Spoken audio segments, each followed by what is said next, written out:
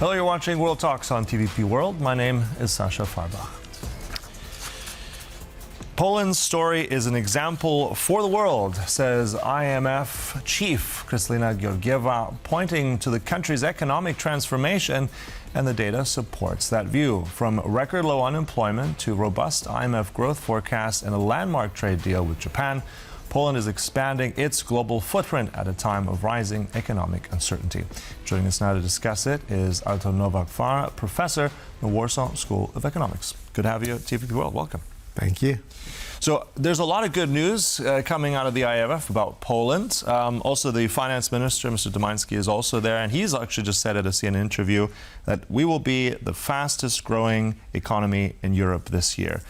So, first of all, your reaction to this, and secondly, what is behind that success? What I care most as an academic person is whether that is evidence-based. And I think it's fully evidence-based. The growth of Poland in any whatsoever respect throughout the recent time and also throughout the whole period of 30 years of complete independence has been a very successful story. Mm-hmm. I don't know whether our viewers realize that, but throughout this period we had only 2 years of recession, and all the remaining period has always noticed growth. It is not to say that it was without any problems, but it's a fairly unique narrative, fairly unique success story. Mm-hmm. Also, I think the head of IMF said it's a Polish, it's a kind of an economic miracle, as you said, continued growth, a lot of rapid success, transformation. You said it's evidence-based, so let's talk about that for just a brief moment if you can. What is that? Was that something structurally in Poland? Was it something domestically? Is it because of the influence of the European Union? What has been, in your mind, factored to that growth? Well, economists will tell you that it is not very sober, not very wise to just pinpoint one element, one factor, which is to explain the whole world. I think all those elements contribute to the growth, but one element is in my opinion, the most important one, and that is the membership in the European Union. And also the other one is rather structural. If you look at the Polish economy, it's an example of a transition of a growth which was deprived of many drawbacks which are to be seen in some other areas of these post-communist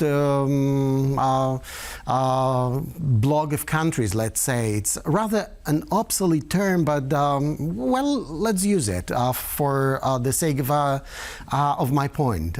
And that is, we've never noticed here any oligarchy. We noticed, however, a great wave of entrepreneurship, and there has always been a great deal of economic enthusiasm here in this country. Mm-hmm. Also, looking at now this meeting of these finance ministers, central bank governors, a lot is happening in Washington, D.C. The first time that Poland is at this level included. It's not a member, it's been invited by the United States. But what does that mean, let's say, practically? I mean, what can we expect from Poland's presence there? What can we expect from the general meeting of these? I mean, there's still a lot of economic turmoil. Well, G20 is to make some important strategic decisions for the world, or for the countries which are represented in this group of countries, as well as their allies. It is also to exchange experience. And I think both would happen with regard to Poland. As a newcomer, we are expected to contribute a little bit, of our views. They would be interested in the information how we have managed it. But as well, they will look forward to having our views on what is next, what we should do with the most important different phenomena or occurrences, situations in the world that will make it possible, for example, to present Polish view on the war in Ukraine. That is it is possible to make an important contribution to the discussion about the global migration and other important issues, also those which do not have a strategic flavor as much as those, for example, the war in Iran. I mean, there are several meetings leading up to that Leaders Summit at the end of the year, G20 in Florida. But tell us a little bit more, because, I mean, right now, we just have to explain also to our viewers, G20, I mean, Poland is not a member. It is not one of those permanent members like the US, Germany, Japan, etc. But it is an invitee for that first time. So tell us a little bit more about really structurally if that does make a difference as an invitee or as a member, but nevertheless someone from this region, from Central Eastern Europe, being present there. What does that signify? Well, it means that you are fully participating in the discussion. They would not make a great difference between themselves and yourself. The only difference is actually natural, that they are the hosts, which means that they have had some ongoing agenda before you have come, but they are inviting you to join, which means that it's better to with this kind of an agenda to a little bit listen more than contribute more.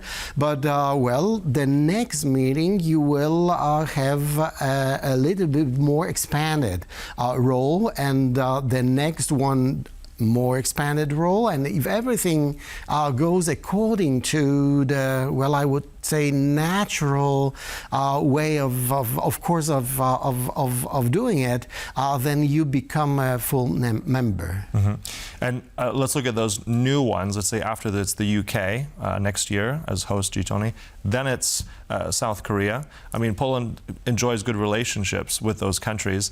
I want to go to Asia for a minute and tie that in. I mean, we've seen the Prime Minister, Donald Tusk, now returned, South Korea, Japan. What do you make of that trip? I mean, it's not only G20 connected, but what does that say about the strategic, let's say, value and relationship of Poland to the Asian economies? Well, those countries which you have mentioned, including the UK, they are our allies, first of all, and with Japan and South Korea we have an alleviated diplomatic relationships, which means that they are somehow special for the Poles, and that would of course naturally create somehow a very interesting agenda. First of all, of course, Donald Tusk, the Prime Minister, will talk about the upcoming G20. That's natural agenda, which is a little bit global, which is a broader view, but he will, of course, discuss the bilateral agenda with those countries. And Poland, it's not a secret, is interested in exchanging the defense views and also defense economic agenda. As well, Poland is interested in selling some important food products to those countries and get technology, maybe not in exchange, but that is what we are waiting or looking forward. Professor, you mentioned food products. I mean, this is one of those deals that now the Prime Minister has returned from Japan. How significant is that beef deal? I mean, is this symbolic? How significant economically does that impact Poland? Well, it's for the Polish economy overall, it's not that essential, because the food products contributes to 6-7% of the whole volume of exports in Poland. But it's important to open up the business with Japanese or with South Koreans, and also it is quite important for the sector sector here. To the farmers here. Yeah, to the farmers here, yes. Besides, it of course also creates a very important stimulus, growth stimulus for those farmers, because well, the Japanese or the Koreans wouldn't accept a lower than perfect quality of meat products, which means that here they will know it, and that will be considered an important stimulus for the better quality of products. I want to just ask you for one final quick sentence anecdote about if someone's watching now, if they're Polish, if they're not, Poland's role as an invitee to the G20. What should the message be to them? To the viewers now, what's the significance? To the viewers, well, that Poland is going to bring a fresh view on many issues to the G19, and well, it is to bring also the view of those new, very vibrant economies of the region. All right, so it's a miracle that many more people will discover and know about, I think, as the year progresses, and many more. Look, thank you so much, Professor Artur Nowak-Far from the Warsaw School of Economics. Thanks for coming in. Thank you. And thank you for watching. That concludes World Talks, but stay right here on TVP World for more. Goodbye.